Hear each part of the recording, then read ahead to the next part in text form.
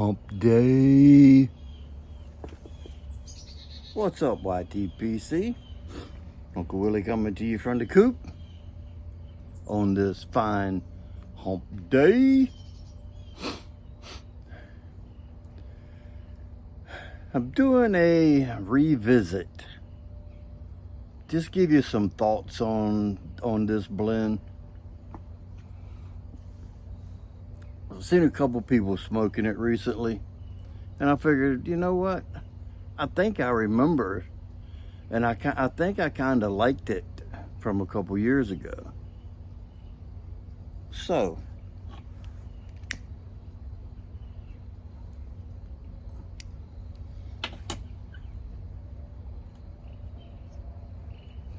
I'm smoking my 7L Rooster line. See those different colors of green in that band, in the accent band. It's a bulldog. It doesn't have the grooves in it. It just has the fat belly. Looks like me standing up.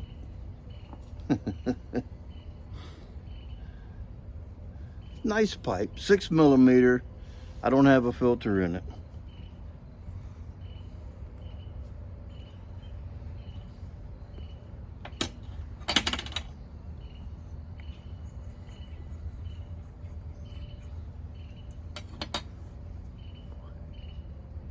I probably should have put a filter in it, but I didn't.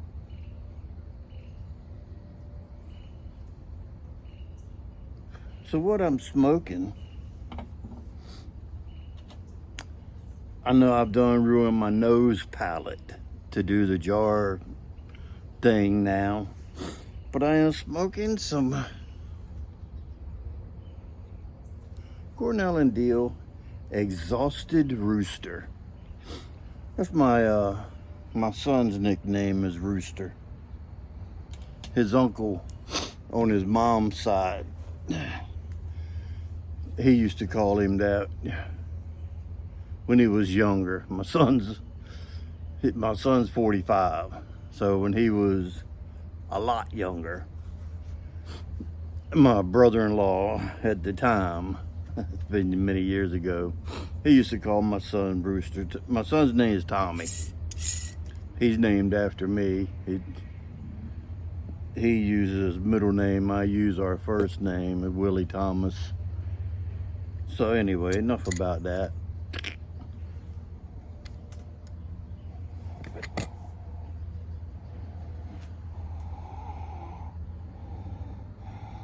Luke, I am your father. I don't know if you could hear me breathing, but that's what it sounds like. This jar is so much wider than the other jars. It's got a different, it takes on a different sound.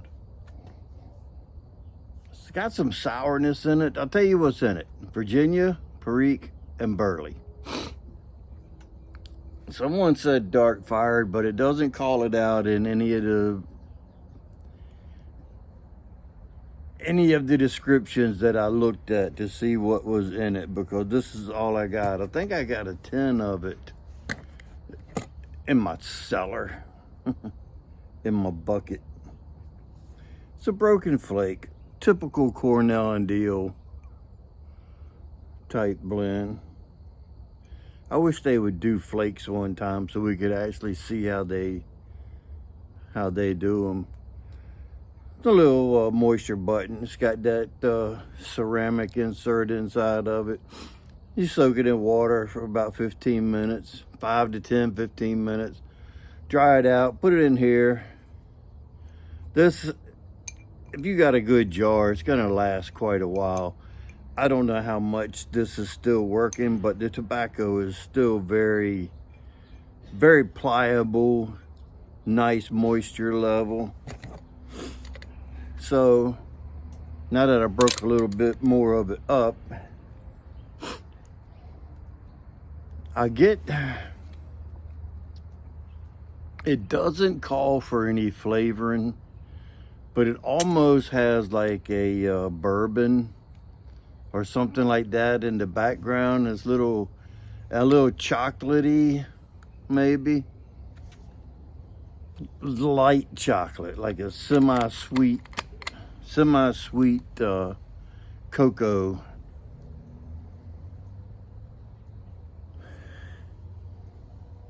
Got some sourness that's from the Perique. You can tell that it's a darker Virginia, that it should be more bready. I can use that as a toothpick. The Virginia should be more bready. I don't get the tanginess from the Virginias out of the jar, from the tin note. Room note, probably not bad. But then again, who cares? It's got a good aroma. It's got a nice, not quite floral, but it's I looked at Jim Inks, but I didn't read his review, because it was another one of those multi-paragraph reviews. And his review was from 2014. The jar note, very pleasant. Like I say, it's got a little bit, it's a little sour, little semi-sweet cocoa type aroma to it. Some breadiness. It's pleasant. Room note, like I said, probably pleasant, but really, who cares? If you're sitting out in your backyard like I am, do I care what they think or what they think? No. People around here smoke shit that you wouldn't believe, some of the aromas that I get through the air. So why would I care?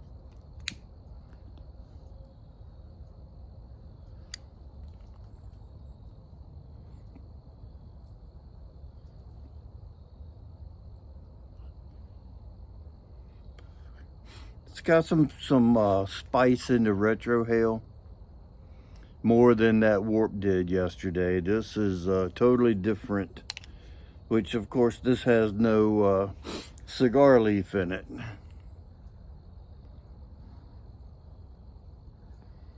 I remember smoking quite a bit of this a couple years ago, because this jar, after I fluffed it up, but it's not as full as it looks.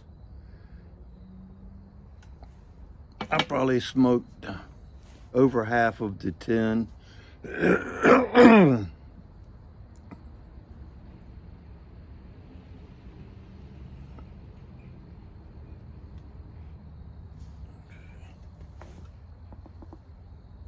That's some moisture that builds up.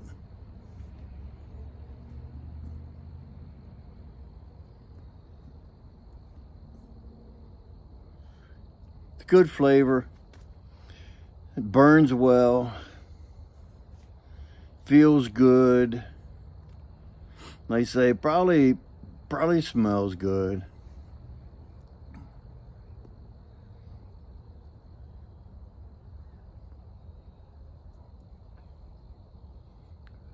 Pretty consistent all the way through.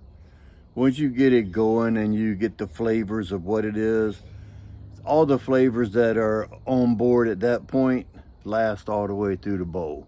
It's not like one comes alive while the other one sleeps or whatever. You taste the Virginia, the Perique, and the Burley in it.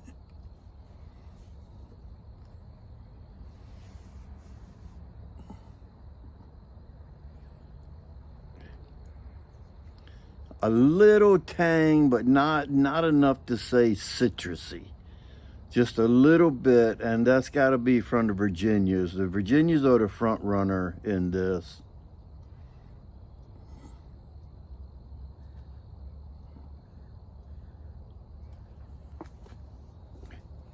It's going to leave moisture in your bowl, that's for sure. You'll probably have to use a pipe cleaner, maybe two, through a bowl full. And this is it's considered a king size. I mean, it holds a pretty good amount. So I'll probably end up passing a pipe cleaner through it. Yeah, I'll do the old shake it out. Only thing about when you shake it out like that, it gets at the end of it, and then when you go to take a draw, you get it on your tongue. It's a little bitter.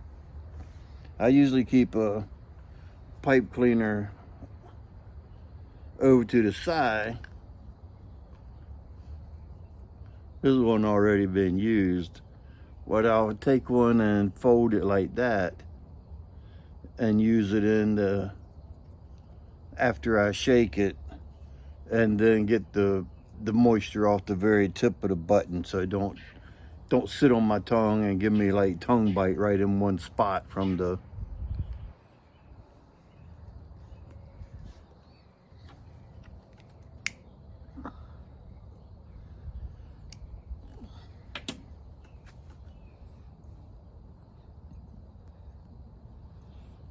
One to 5 rating, just over 3. It's a little better than average.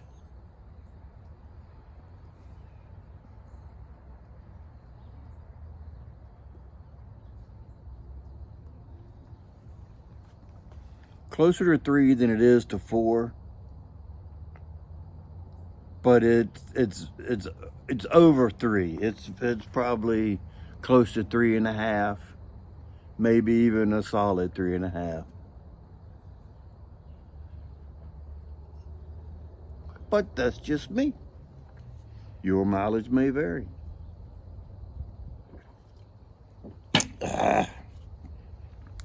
So, I'm sure that 90% of you know what a drive-in theater is. They went away years ago. And I think I remember one trying to make a comeback, but it didn't do very well. So when I lived back in Virginia, in Chesapeake, Virginia, there was a drive-in in Chesapeake called South Drive-In. There was a double drive-in at in Virginia Beach, and the screens were like this.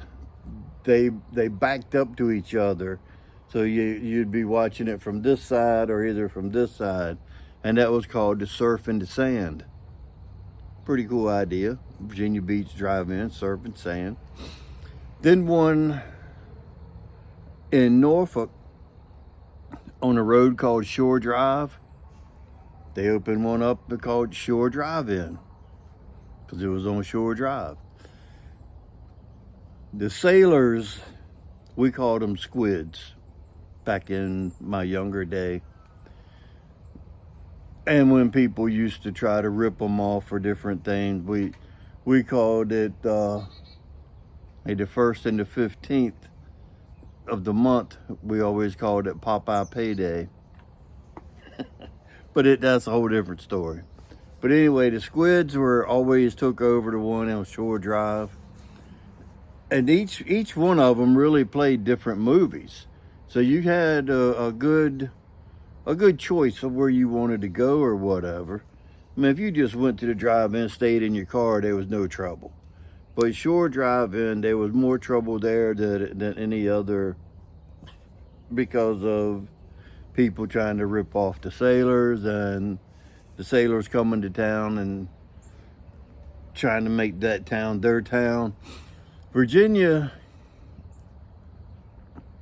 has the biggest military installation of all the branches of the military than anywhere, I'm going to say anywhere in the country. They got the Army, Navy, Air Force, Marines, the Coast Guard, all the reserves.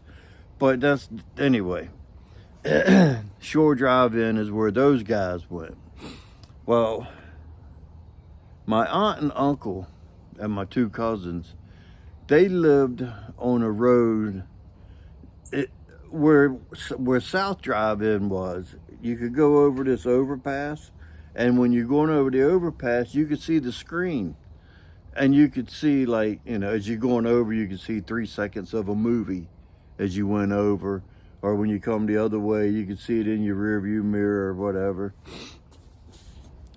My aunt and uncle lived on the road that was parallel with the road that had the overpass. There was a road called Sandy Road. And it was a sand road. Things were simple back then. There was 3 houses on that road, and they lived at the end. And they lived practically, South Drive-In was like in their front yard. They used to sit on the front porch and watch movies every Friday and Saturday night. That's when the drive-in was open, Friday and Saturday. They weren't open through the week. So when I would go over there, you know, me and my mom would go over there through the week and visit or whatever. Me and my cousin Jackie, we'd go over to South Drive-In, and we had those speakers. We had snagged some of those speakers off of the poles. But the way it was curved, the way the drive-in was set up for you to pull your car in, and each row was sort of had a little incline, so when you pulled in, you were sort of looking up, so that way you were looking up at the screen. Then you take the speaker, put it on your window, roll your window up. Most people didn't have push button, so you had to roll your window up so to keep the mosquitoes out. The volume button on the speaker. And Ed Hobbs made a comment, and he did a video including this. People drove off many a time with that speaker on their window, and it just broke the wire. Rarely would it break the window, but sometimes it did happen on occasion that it broke people's car window out. But sometimes the people, they would get home and realize that they had taken a speaker with them. They would actually bring it back. Well, me and my cousin used to go over there when nobody's ever at the drive-in all week. They were only there on the weekend when they showed the movies. They had a pile of speakers where people would bring the speakers back, and they just had them in a pile. So we both had a speaker. We had 2, hooked them up to our stereo in our bedroom, and had one up in the corner of both sides. They're pretty good quality speakers because you was listening to a movie through it. Well, my mom and I used to go over there. My dad never went anywhere. He never visited nobody. He was in bed like 7:30 every night. He was a man of the past. But my mom and I would go over there on Friday nights, and what my aunt and uncle would do is they would send my 2 cousins, Jackie and Ricky, say like Thursday or Friday morning or whatever.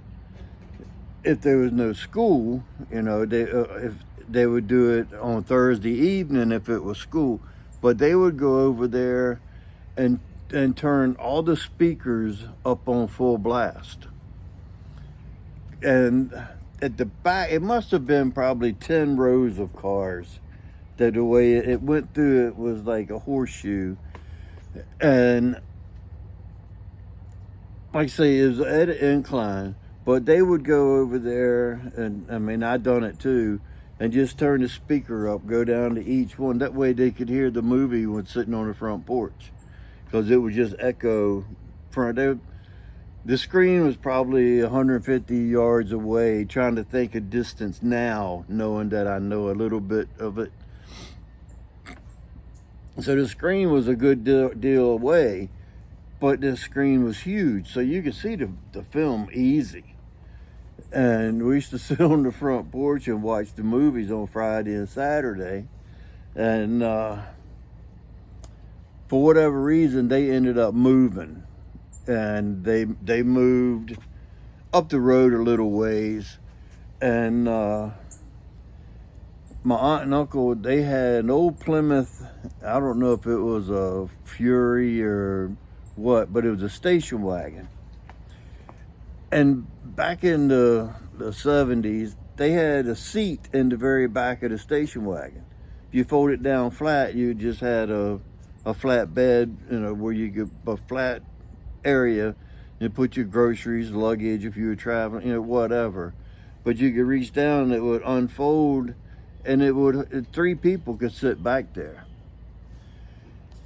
We, after they had moved, where we couldn't see free movies no more, we had went to the drive-in. My mom and I went to the drive-in with my aunt and my cousin, and there had been more than once we would climb in the back and pull the little seat down on top of us, and we would get in for free. And one of the things about the drive-in is once you got in, up at the front, under the screen where it was a playground. And you could send your kids up there to the playground, and you could actually watch the movie and watch your kids, because they were under the screen, but it was lit enough that you could see, so you could send your kids up there. And the way the cars were designed, the rows were designed, the cars, they were like in between. There'd be this row would have a car there, the back row would have a car here, and then this row would have a car there, and then the next one would be over. So the cars were like zigzagged, so no car was in front of the other, and you could still see up front. And the way it was designed, I mean, it was a masterpiece the way it was designed. And then, like I say, the shore drive, or the surf and sand, they played 2 movies, and you had to figure out which one you wanted to go see. You couldn't drive from one side or the other. They had a fence up where the screens were, but you could watch it from either side. But yeah, we used to go over there, and when I didn't make it over there on the weekend or whatever, my aunt and uncle would send my cousins down because there was no fence in the back of the drive-in. You just come in the front gate, and that was it. But they would send Jackie and Ricky over there and go around and turn all the speakers up on the last 2 or 3 rows. And that way, it just, from the sound of it going, you could hear it on the front porch. And it was like, well, it was like a outside movie. It wasn't no delay on the talking. It was a pretty cool it was a pretty cool deal.